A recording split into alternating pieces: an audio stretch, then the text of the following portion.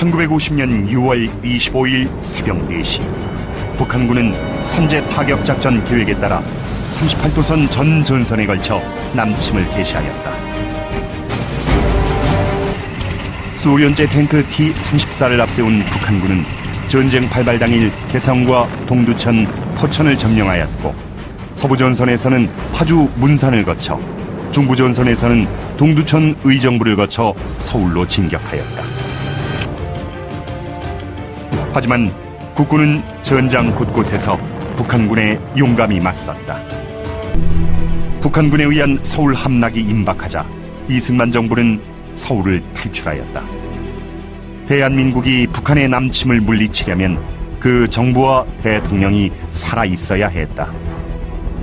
미국 현지 시각 1950년 6월 24일 휴가지에서 북한의 남침 사실을 보고받은 트루먼 대통령은 격노하였다.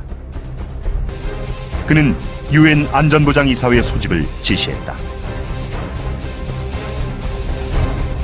유엔은 신속히 움직였다.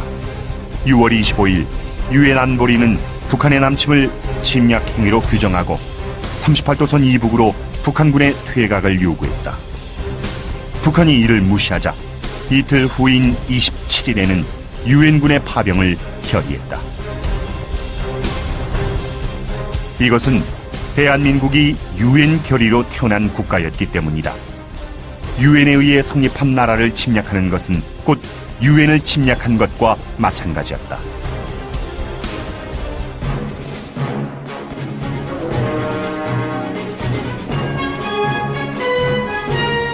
한편 미국은 이와 별도로 남침 개시 다음 날인 6월 26일부터 주일 미 해군과 공군을 투입하였다.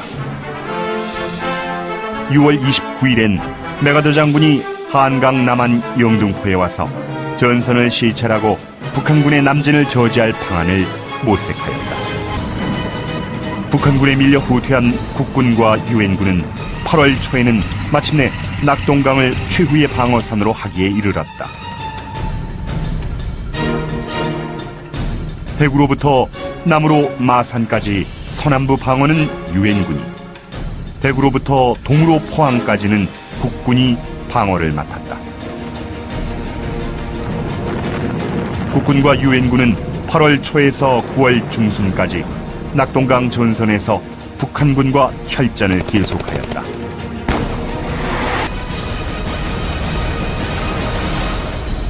메가더가 이끄는 유엔군은 1950년 9월 15일 인천 상륙작전을 감행한다. 국군 중 선두부대는 압록강에 도달했고, 유엔군도 한반도에서 공산군을 몰아내기 위한 마지막 공세에 몰입했다. 모두들 전쟁이 막바지에 이른 것으로 생각했다. 이제는 거꾸로 김일성이 멸망 위기에 몰렸다. 10월 1일 김일성은 다급히 스탈린과 마오쩌둥에게 구원을 요청하였다.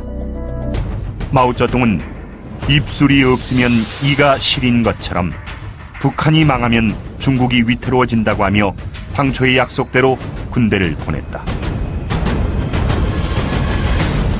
스스로 북한을 돕기 위해 지원했다는 조선의용군이란 이름으로 1950년 10월 19일 펑더화이의 지휘 아래 1차로 30여만 명의 병력이 압록강 3개 지점을 거쳐 입북하기 시작하였다.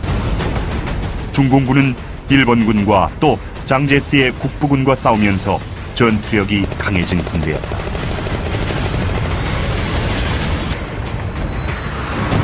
소련군도 1950년 11월부터 참전하였다. 소련군은 공군을 참전케 했다.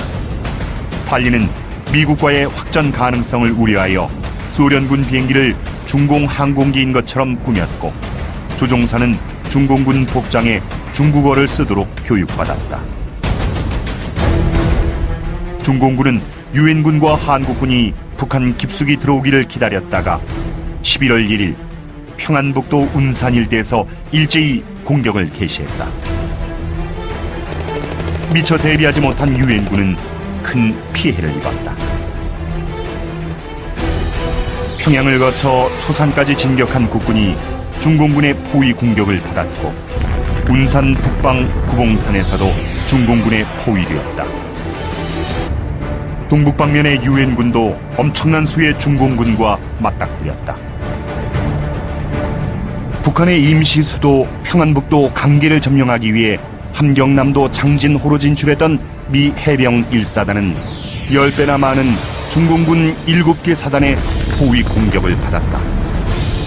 11월 27일부터 12월 11일까지 15일간 영하 20-30도의 혹한 속에서 치른 장진호 전투에서 미 해병 1사단은 3천여 명의 전사자 등 사상 최악의 피해를 입었으나 중공군의 남하를 저지하고 성공적으로 철수하였다.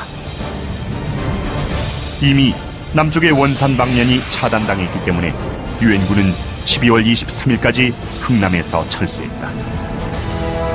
이때 자유를 찾는 북한 주민 10만여 명도 유엔군과 함께 탈출하였다.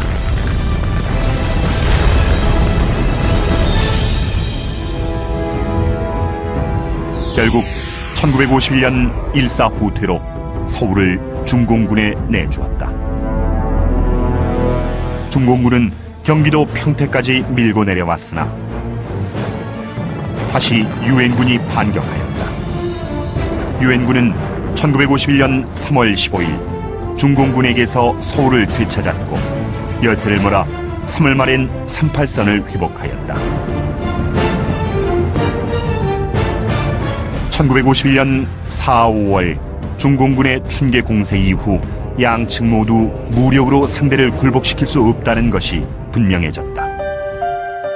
전선은 교착되었으며 휴전이 모색되었다. 미국과 소련은 마쿠 접촉에서 휴전에 동의하였다.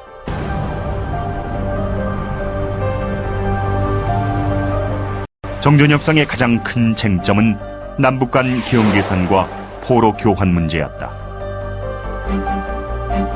경계선은 전쟁 전의 38선이 아니라 정전 시의 군사 접촉선으로 합의되었다. 그러나 포로 교환의 문제는 쉽게 합의되지 않았다. 하지만 미국, 소련, 중공 모두 휴전을 원했다. 우여곡절 끝에 1953년 7월 27일 오전 10시 판문점에서 정전협정이 체결되었다. 6.25 전쟁으로 대한민국은 엄청난 물적, 인적 피해를 입었다.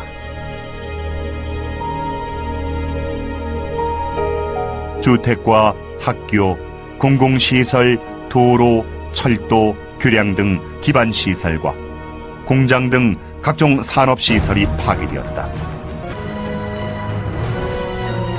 이 엄청난 손실과 피해 사실을 보면 북한 공산정권이 무력 공산 통일을 꾀한 것이 우리 민족에게 얼마나 큰 재난을 초래했는지를 알 수 있다.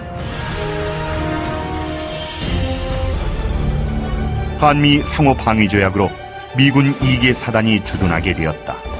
특히 이 미군은 최전방 휴전선에 배치되어 북한의 남침 공격 시 자동적으로 전투에 돌입하게 되었다.